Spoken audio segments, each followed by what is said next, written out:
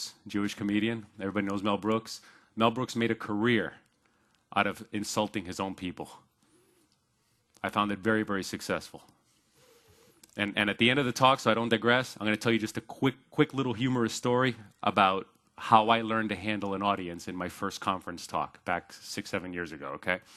All right, so what I want to do is set the content of this label, not to the word first name or last name, but to a resource location where it figures out what the language code is and returns either first name or last name or nombre and apellido, which is Spanish for first name and last name, or as you guys would say, surname here.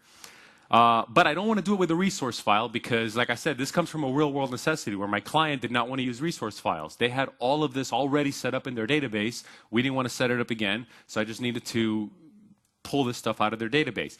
So what I'm setting the content to now is a markup extension similar to a binding. This could be done with a binding, but it's much cooler to do it with a markup extension, which is really what all a binding is. So I'm giving it the markup extension called localize, and I'm giving it two values. A value of the word first name that it's going to use to look that up. Think of this as the resource key. And a fallback value.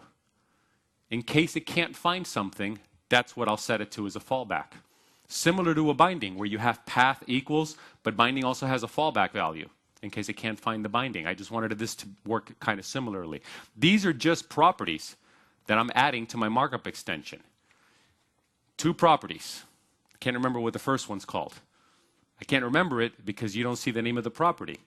Similar to when you do a binding, you don't have to say path equals. Path is a default property.